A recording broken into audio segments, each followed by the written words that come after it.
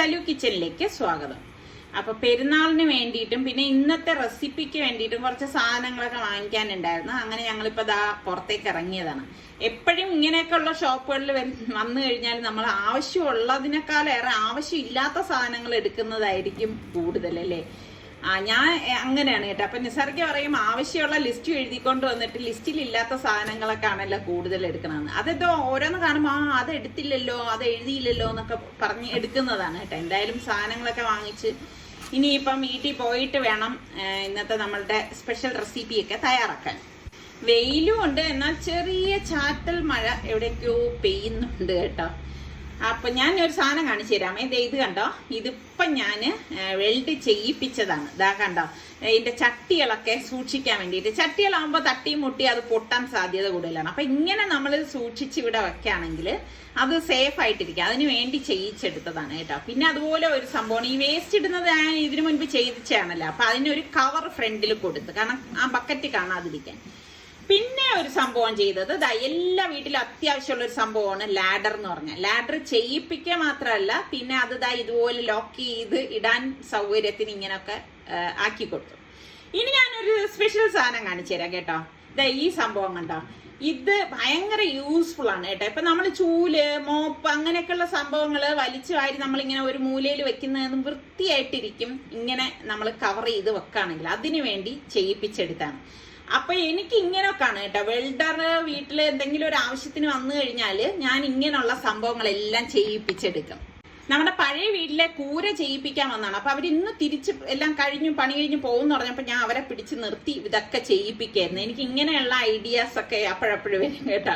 അപ്പൊ നിസാർക്ക് പറയും എന്തെങ്കിലും ഒരു സാധനം വേസ്റ്റ് വന്നാൽ അപ്പൊ അതിനെ എങ്ങനെ ഏത് രീതിയിലാക്കി എടുക്കാമെന്ന് നീ ആലോചിച്ചുകൊണ്ടിരിക്കുകയാണെന്ന്. ഇപ്പൊ അടുത്ത ഒരു സംഭവം ഞാൻ അവിടെ ഹരിയെ കൊണ്ട് വെൽഡ് ചെയ്യിപ്പിക്കുകയാണ്. അത് നമ്മളുടെ ടെറസിൽ ഇരിപ്പിടമുണ്ടല്ലോ, അപ്പൊ അതിന്റെ അടിയിൽ കുറച്ച് സ്പേസ് ഉണ്ട്. അപ്പൊ അതിനെ ഒന്ന് കവർ ചെയ്തെടുക്കണം. അപ്പൊ ചുരുക്കം പറഞ്ഞു കഴിഞ്ഞാൽ എല്ലാം നല്ല രസമായിട്ടിരിക്കും. ഇത് കണ്ടോ, ഇതൊരു അടിപൊളി സംഭവമാണ് കേട്ടോ. ഇതെന്താണെന്ന് മനസ്സിലായോ? എന്താണ് പരിപാടി ഇവിടെ? എങ്ങനെയുണ്ട് സെറ്റപ്പ്? എങ്ങനെയുണ്ട്? ഇപ്പൊ സെറ്റപ്പ് ആക്കി കൊണ്ടുവന്നതല്ല, നിങ്ങൾക്ക് മനസ്സിലാവും. നമ്മുടെ പഴയ വീട്ടിലുണ്ടായിരുന്ന ഒരു ഫ്രെയിമാണിത്. പണ്ടത്തെ ഞങ്ങളുടെ വ്ളോഗ് കാണുന്നവർക്ക് മനസ്സിലാവും. ടെറസിൽ ഞാൻ ഇട്ടിരിക്കായിരുന്നു. അപ്പൊ ആ സംഭവത്തിൽ ഇപ്പോ നമ്മളുടെ വെൽഡറിനെ കൊണ്ട് സംഭവമൊക്കെ സെറ്റപ്പ് ആക്കി ഒരു ചായയൊക്കെ വെക്കാൻ പാകത്തിനാക്കിയിട്ട് കൊട വെച്ചിട്ട് ഒരുപാട് വർഷങ്ങൾക്ക് മുമ്പ് ഞങ്ങൾക്ക് തന്ന കൊടയാണ്. ഇപ്പോഴാണ് ഒക്കെ ഞാൻ സെറ്റാക്കി വെച്ചിരിക്കുന്നത്. കൊള്ളാല്ലേ? കൊള്ളാമെങ്കിൽ ഒന്ന് കമന്റ് ചെയ്യണം കേട്ടാ, എങ്ങനെയുണ്ടെന്നുള്ളത്. അപ്പൊ ഇന്ന് 1-2 റെസിപ്പി ഞാൻ ഉണ്ടാക്കണം. അപ്പൊ അതിൽ ആദ്യത്തെ റെസിപ്പിക്ക് വേണ്ടിയിട്ട് ഞാനിവിടെ 6-7 വെളുത്തുള്ളി എലിയും 2-3 പീസ് ഇഞ്ചി, ഒരു 4 പച്ചമുളക്, 1 ടീസ്പൂൺ പെരിഞ്ചീരകം, ഇത് ഇത്രയും കൂടി ഒന്ന് ക്രഷ് ചെയ്തെടുക്കേണ്. പിന്നെ നമുക്ക് ചിക്കൻ വേണം. ഞാനിതുപോലെ ചെറിയൊരു പീസ് ചിക്കൻ എടുത്തിട്ടുണ്ട്. പൊടിയരിയും വേണം കേട്ടോ. അപ്പോൾ നമുക്ക് ആദ്യം തന്നെ പ്രഷർ കുക്കറിലേക്ക് ഞാൻ 2 ടേബിൾ സ്പൂൺ വെളിച്ചെണ്ണ ഒഴിച്ചിട്ട് കുറച്ച് ഉലുവ ഇട്ട് കൊടുക്കാണ്. പിന്നെ ഗ്രാമ്പു, പട്ട, ഏലക്കായ, ഇത് ഇത്രയും കൂടി ഇതിലേക്ക് ഇട്ട് കൊടുത്ത ശേഷം ഞാനിവിടെ 2 സവാള സ്ലൈസ് ചെയ്തത് ഇതുപോലെ ഇട്ട് കൊടുത്തിട്ട് ഒന്ന് വഴറ്റി കൊടുക്കും. അപ്പൊ മീഡിയം ഫ്ലെയിമിൽ വെച്ചിട്ട് തന്നെയാണ് ഞാനിത് വഴറ്റി എടുക്കുന്നത്. അപ്പൊ ഇതുപോലെ വഴണ്ടി വന്ന ആ സമയത്ത് നമ്മൾ ഈ ക്രഷ് ചെയ്ത് വെച്ചിരിക്കുന്നതില്ലേ, അത് നമുക്ക് ഇതിലേക്ക് ഇട്ട് കൊടുക്കാം. അപ്പൊ പച്ചമുളകും ഇതുപോലെ ക്രഷ് ചെയ്ത് തന്നെ ഇടുന്നതാണ് ടേസ്റ്റ് കൂടുതൽ കേട്ടോ. അപ്പൊ എന്നിട്ട് നമുക്ക് ഇതുപോലെ ഒന്ന് ഇളക്കി കൊടുക്കണം. ഇളക്കിയ ശേഷം ആ ചിക്കനെ ഞാൻ ചെറിയ പീസായിട്ട് കട്ട് ചെയ്ത് എടുത്തിട്ടുണ്ട്. അപ്പൊ അതും കൂടി ഇട്ടിട്ട് നമുക്ക് നന്നായിട്ടൊന്ന് മിക്സ് ചെയ്ത് കൊടുക്കാം. അപ്പൊ ഇതുപോലെ ഒന്ന് മിക്സ് ചെയ്തെടുക്കണം. അപ്പൊ ചിക്കൻ ആയതുകൊണ്ട് തന്നെ ഇത് നമുക്ക് പെട്ടെന്ന് വെന്ത് കിട്ടുകയും ചെയ്യും കേട്ടോ. പിന്നെ ഞാൻ ഒരു ടൊമാറ്റോയും കുറച്ച് കറിവേപ്പില എടുത്തിട്ടുണ്ട്. അതും കൂടി ചെറുതായിട്ടൊന്ന് കട്ട് ചെയ്തിട്ട് ഇതിലേക്ക് ഇട്ടിട്ട് ഒന്ന് വഴറ്റിയെടുക്കണം. അപ്പൊ എളുപ്പം ഉണ്ടാക്കിയെടുക്കാൻ പറ്റുന്ന ഒരു അടിപൊളി ഐറ്റം തന്നെയാണ് കേട്ടോ ഇത്. അപ്പൊ ഇതുപോലെ ഒന്ന് ഇളക്കി എടുത്ത ശേഷം ഞാൻ ഇതിലേക്ക് 1 ടീസ്പൂൺ മഞ്ഞൾപ്പൊടി, 1 ടീസ്പൂൺ മല്ലിപ്പൊടി, 1 ടീസ്പൂൺ മുളക് പൊടി, 1 ടീസ്പൂൺ ഗരം മസാല പൊടി, 1 ടീസ്പൂൺ കുരുമുളക് പൊടി, പിന്നെ നമുക്ക് ബിരിയാണി മസാല പൗഡർ ഞാൻ ഇട്ട് കൊടുക്കുന്നുണ്ട്. അത് ഞാൻ 1 ടേബിൾ സ്പൂണോളം ചേർത്തിട്ടാണ് ഒന്ന് മിക്സ് ചെയ്തെടുക്കുന്നത്. അതിടുമ്പോൾ കുറച്ചുകൂടി ടേസ്റ്റ് ആണ് കേട്ടോ. അത് ഇട്ടില്ലെങ്കിലും പ്രശ്നമൊന്നുമില്ല. ഇനി നമുക്ക് ഇതിലേക്ക് പാകത്തിനുള്ള ഉപ്പും കൂടി ഇട്ട് കൊടുക്കണം. ഇട്ട് കൊടുത്തിട്ട് എല്ലാം ചേർത്തൊന്ന് ഇളക്കിയെടുക്കാം. പിന്നെ നമുക്ക് ഇതിലേക്ക് വേണ്ട അരി ഞാൻ ഇവിടെ കഴുകി എടുത്തിട്ടുണ്ട്. അപ്പൊ ആ പൊടിയരി ഞാൻ ഇതിലേക്ക് ഇട്ട് കൊടുക്കാം. പൊടിയരി ആയതുകൊണ്ട് തന്നെ നമുക്കിത് പെട്ടെന്ന് റെഡിയായി കിട്ടുകയും ചെയ്യാം. അപ്പൊ പ്രഷർ കുക്കറിൽ തന്നെ ഇത് വേവിക്കണം എന്നൊന്നുമില്ല.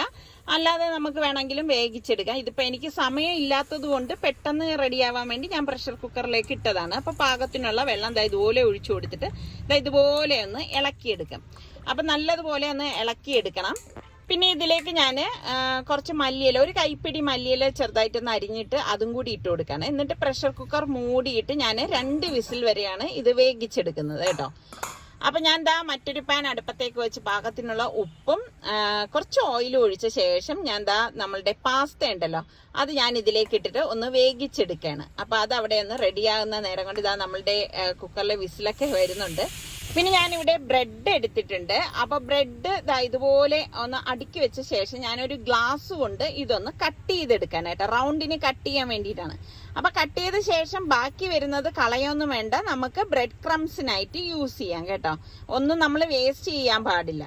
അപ്പൊ ഞാൻ ഇതുപോലെ ഞാൻ കാണിച്ചു തരാം. ഇതുപോലെ വേണം നമ്മളിത് കട്ട് ചെയ്തെടുക്കാനുള്ളത്. അപ്പൊ നമുക്ക് എത്രയാണോ വേണ്ടത് അതിനനുസരിച്ച് ഈ ബ്രെഡ് എല്ലാം ഞാനൊന്ന് കട്ട് ചെയ്തെടുക്കാണ്. അപ്പൊ നമ്മുടെ ഗൾഫിലൊക്കെ ഉള്ള ബ്രെഡ് ആണെങ്കിൽ നല്ല കറക്റ്റ് ആയിട്ട് നമുക്ക് കിട്ടും കേട്ടോ. പക്ഷെ നാട്ടിലെ ബ്രെഡ് അങ്ങനെയല്ല, ഭയങ്കര സോഫ്റ്റ് ആയിരിക്കും. അപ്പൊ നമുക്ക് ഇങ്ങനെ കട്ട് ചെയ്തെടുക്കാനും ഭയങ്കര പാടാണ് കേട്ടോ. അപ്പൊ ബ്രെഡ് എല്ലാം ഞാൻ ഇവിടെ കട്ട് ചെയ്തെടുത്തിട്ടുണ്ട്. നമ്മളുടെ പാസ്ത ഇവിടെ വെന്ത് വരുന്നുണ്ട്. പിന്നെ ഞാൻ ഈ ബ്രെഡ് ബാക്കിയിരുന്ന ബ്രെഡ് പൊടിച്ചിട്ട് അതിലേക്ക് ചില്ലി ഫ്ലേക്സും കൂടി ചേർത്തിട്ട് ഇതുപോലെ ഒന്ന് മിക്സ് ചെയ്തെടുക്കും കേട്ടോ. ഞാൻ ഇങ്ങനെയൊക്കെയാണ് ഓരോ കാര്യങ്ങൾ ചെയ്യണത്. അപ്പം പിന്നെ നമുക്ക് ഇതിലേക്ക് വേണ്ടിയിട്ട് ഞാൻ മൈദ കുറച്ച് വെള്ളം ഒഴിച്ചിട്ട് ഒന്ന് കലക്കി എടുത്തിട്ടുണ്ട്. അപ്പൊ ഞാൻ അത് കാണിക്കുന്നില്ല, നിങ്ങൾക്ക് എല്ലാവർക്കും അറിയുന്നതാണല്ലോ. എന്നിട്ട് ഈ ബ്രെഡ് 2 പീസ് ബ്രെഡ് ഞാൻ ഇങ്ങനെ അടുക്കി വെച്ചിട്ടല്ലേ ഇത് കട്ട് ചെയ്തെടുത്തത്. ഈ മൈദയുടെ കൂട്ടിൽ മുക്കിയിട്ട് ഈ ബ്രെഡ് ക്രംസിലേക്ക് ഇതുപോലെ ഒന്ന് കോട്ടിങ് ചെയ്തെടുക്കും. എന്നിട്ട് സൈഡും എല്ലാം ഇതുപോലെ ഒന്ന് റോൾ ചെയ്യുമ്പോഴേക്കും ആ ബ്രെഡ് ക്രംസ് ഈ ബ്രെഡിലേക്ക് ഇങ്ങനെ പിടിച്ചിരിക്കും. അപ്പൊ നമുക്ക് എളുപ്പമാണ് കേട്ടോ. അപ്പൊ 2 ബ്രെഡ് ഒരുമിച്ച് ചേർത്ത് വെച്ചിട്ട് വേണം നമ്മൾ ഇങ്ങനെ ചെയ്യാൻ, അത് പ്രത്യേകം ശ്രദ്ധിക്കണം. അപ്പൊ എല്ലാം ഇവിടെ ഞാൻ എടുത്ത് വെച്ചിട്ടുണ്ട്. പിന്നെ പാസ്ത ഞാനിവിടെ 1/2 കപ്പ് ഒരു ബൗളിലേക്ക് ഇട്ടിട്ട് 1/2 കപ്പ് സവാളയും കൂടി ഇട്ട് കൊടുക്കാണ്. പിന്നെ കുറച്ച് ചില്ലി ഫ്ലേക്സും അതുപോലെ തന്നെ പാഴ്സ്ലി ലീഫ് ഉണ്ടല്ലോ, ഡ്രൈ പാഴ്സ്ലിയും ഒറിഗാനോയും 1/2 ടീസ്പൂൺ വീതം ഇട്ടിട്ട് 1.5 ടേബിൾ സ്പൂണോളം മയണൈസും 1 ടീസ്പൂണോളം പാസ്ത സോസും കൂടി ഇട്ടിട്ട് ഇതുപോലെ ഒന്ന് മിക്സ് ചെയ്തെടുക്കും. അപ്പൊ നമ്മളുടെ മിക്സിംഗ് ഒക്കെ ഇവിടെ റെഡി ആയിട്ടുണ്ട്. കുറച്ച് മല്ലിയിലോട് ഞാൻ ചേർത്ത് കൊടുക്കാണ്. അപ്പം ഇതൊക്കെ ഇടുമ്പോൾ ഒരു പ്രത്യേക ടേസ്റ്റ് ആണ് കേട്ടോ. അപ്പൊ ഇതുപോലെ നല്ലതുപോലെ മിക്സ് ചെയ്ത് ഇത് നമുക്കൊന്ന് മാറ്റി വെക്കാം. പിന്നെ മറ്റൊരു ബൗളിലേക്ക് ഞാൻ 2 സവാള സ്ലൈസ് ചെയ്തതും പാകത്തിനുള്ള ഉപ്പും കൂടി ഇട്ടിട്ട് കൈകൊണ്ട് നന്നായിട്ടൊന്ന് മിക്സ് ചെയ്ത് കൊടുക്കും. അപ്പൊ ഇതുപോലെ സ്ലൈസ് ചെയ്ത് വേണം നമ്മൾ സവാള എടുക്കാനേ. ബാക്കിയിരിക്കുന്ന പാസ്ത ഞാൻ ഇതിലേക്ക് ഇട്ട് കൊടുക്കാണ്. പിന്നെ കുറച്ച് ചില്ലി ഫ്ലേക്സ് നമുക്ക് ആവശ്യത്തിനുള്ള ഇട്ട് കൊടുത്ത് പാഴ്സ്ലി ലീഫും ഡ്രൈ പാഴ്സ്ലി ലീഫാണ്, ഒറിഗാനോയും പിന്നെ ഇത്രയും കൂടി ചേർത്തിട്ട് നന്നായിട്ട് കൈകൊണ്ട് ഒന്ന് മിക്സ് ചെയ്ത് കൊടുക്കും. എല്ലാം എല്ലായിടത്തും യോജിക്കത്തക്ക രീതിയിൽ വേണം നമ്മളിത് മിക്സ് ചെയ്ത് എടുക്കാനുള്ളത്. ഇനി ഇതിലേക്ക് ഞാൻ 1 ടീസ്പൂണോളം മുളക് പൊടിയും 1 ടീസ്പൂണോളം മഞ്ഞൾപ്പൊടിയും 1 ടീസ്പൂൺ ഗരം മസാല പൊടിയും കൂടി ഇട്ടിട്ടുണ്ട്. പിന്നെ നമുക്ക് ഇതിലേക്ക് വേണ്ടത് കോൺഫ്ലോർ ആണ്. നമുക്ക് ആവശ്യത്തിനുള്ള കോൺഫ്ലോർ ഇതിലേക്ക് ഇട്ട് കൊടുക്കണം. കോൺഫ്ലോറിന്റെ അളവ് കൂടരുത് കേട്ടോ. ഞാനിവിടെ ഒരു 3-4 ടേബിൾ സ്പൂൺ ഇട്ടിട്ടുണ്ട്. പിന്നെ കുറച്ച് വെള്ളം ഞാൻ കൈകൊണ്ട് നനച്ചിട്ട് ഇതുപോലെ ഒന്ന് കുഴച്ചെടുക്കാണ്. നല്ലതുപോലെ ഒന്ന് മിക്സ് ചെയ്തെടുക്കണം. അപ്പൊ ഇത് ഒരുപാട് അങ്ങ് കോട്ടിംഗ് ആയിട്ട് നിക്കത്തൊന്നുമില്ല. ഇതുപോലെ ഞാൻ കുഴച്ചെടുത്ത ശേഷം അരിപ്പൊടി ഉണ്ടല്ലോ, അരിപ്പൊടി ഞാനൊരു 3 ടേബിൾ സ്പൂണോളം ചേർത്ത് കൊടുക്കുന്നുണ്ട്. അരിപ്പൊടി നമ്മൾ ഇതിലേക്ക് ചേർക്കുമ്പോൾ നല്ല ക്രിസ്പിനെസ് ആയിരിക്കും. അതിന് വേണ്ടിയിട്ടാണ് ഞാൻ അരിപ്പൊടി ചേർത്ത് കൊടുത്തിരിക്കുന്നത്. അപ്പൊ ഇത്രയേ ഉള്ളൂ സംഭവം. ഇനി നമുക്ക് കഞ്ഞിക്ക് വേണ്ടിയിട്ട് അരപ്പിന് വേണ്ടി 1/2 കപ്പ് തേങ്ങ, ചെറിയ ജീരകം ഇത്രയും കൂടി ഞാൻ അരച്ചെടുത്തിട്ടുണ്ട്. അപ്പൊ സ്റ്റീം പോയ ശേഷം കുക്കർ തുറന്ന് ഇതുപോലെ ഒന്ന് ഇളക്കി കൊടുക്കാണ്. കറക്റ്റ് പാകത്തിന് വെന്ത് വന്നിട്ടുണ്ട്. ഇനി നമ്മൾ ഈ അരച്ച് വെച്ചിരിക്കുന്ന അരപ്പുണ്ടല്ലോ അത് ഇതിലേക്ക് ഒഴിച്ചു കൊടുക്കാം. ഒഴിച്ചു കൊടുത്തിട്ട് നല്ലതുപോലെ ഒന്ന് ഇളക്കി കൊടുക്കണം. അതിന് മുൻപ് നമുക്ക് എത്രയാണ് വെള്ളം വേണ്ടതെന്ന് വെച്ചാൽ ഈ സമയത്ത് നമ്മൾ ചേർത്ത് കൊടുക്കണം. അപ്പൊ ചൂടുവെള്ളം തന്നെ ചേർത്ത് കൊടുക്കാൻ നിങ്ങൾ പ്രത്യേകം ശ്രദ്ധിച്ചേക്കണേ. അപ്പൊ ഇപ്പൊ എന്റേത് ഞാൻ വെള്ളമൊക്കെ ഒഴിച്ച് കറക്റ്റ് പരുവത്തിനായിട്ടുണ്ട്. അപ്പൊ ഇത് ഞാൻ ഇനി ഒന്ന് തിളപ്പിക്കും കേട്ടോ. എന്നിട്ട് ഉപ്പ് എനിക്ക് തോന്നി കുറച്ച് കുറവുണ്ടെന്ന് തോന്നിയത് കൊണ്ട് ഞാൻ കുറച്ച് ഉപ്പും കൂടി ഞാൻ ഇതിലേക്ക് ഇട്ട് കൊടുക്കാണ്. ചില സമയം ഇങ്ങനെയാണ് കേട്ടോ, ഉപ്പിട്ടോ എന്ന് ഒരു ഡൗട്ട് തോന്നും. നോമ്പായതുകൊണ്ട് നമുക്ക് നോക്കാനും പറ്റത്തില്ലല്ലോ. അപ്പൊ തിള വരുന്ന സമയത്ത് നമുക്കിത് മാറ്റി വെക്കാം. അപ്പം പാനിലേക്ക് പാകത്തിനുള്ള എണ്ണ ഒഴിച്ചു കൊടുക്കാണ്. അപ്പൊ നമ്മളുടെ ഈ ബ്രെഡ് നമ്മൾ കോട്ട് ചെയ്ത് വെച്ചിരിക്കുന്നത് ഈ നല്ല ചൂടായ എണ്ണയിലേക്ക് നമുക്ക് തിരിച്ചും മറിച്ചും ഇട്ട് ഫ്രൈ ചെയ്തെടുക്കണം കേട്ടോ. നല്ല ഒരു ഗോൾഡൻ കളർ ആകുന്നവരെ ഫ്രൈ ചെയ്തെടുക്കാം. അപ്പോൾ ദാ ഇതിവിടെ ഫ്രൈ ആയി വരുന്നുണ്ട്. അപ്പം നമ്മൾക്ക് മീഡിയം ഫ്ലെയിമിൽ വെച്ചിട്ട് വേണം ഇത് ഫ്രൈ ചെയ്തെടുക്കാൻ, അല്ലെങ്കിൽ എന്തെന്ന് വെച്ചാൽ ബ്രെഡ് കരിഞ്ഞു പോകാൻ സാധ്യത കൂടുതലാണ്.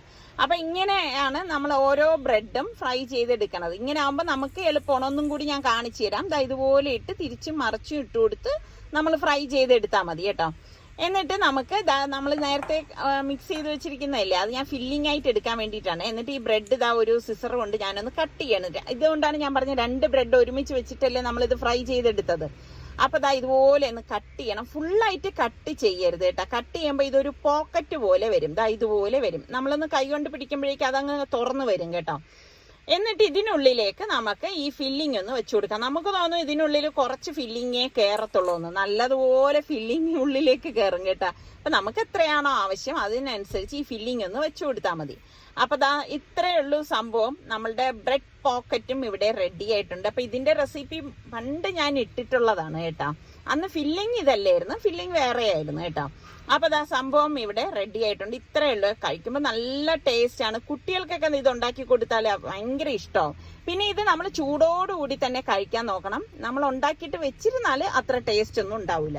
അപ്പൊ അതേ എണ്ണയിൽ തന്നെ ഞാൻ നമ്മളുടെ മക്രോണി പക്കോട കുറേശ്ശെ ഇട്ടിട്ട് ഇതുപോലെ തിരിച്ച് മറിച്ചിട്ട് ഫ്രൈ ചെയ്തെടുക്കുകയാണ്.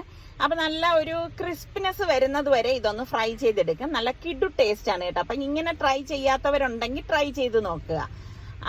എളുപ്പമാണ്. മക്രോണി ഉണ്ടാക്കുന്ന കൂട്ടത്തിൽ കുറച്ചൊന്ന് മാറ്റി വെച്ചിട്ട് ഇതുപോലെ ഒന്ന് ചെയ്തെടുത്താൽ മതി കേട്ടാ.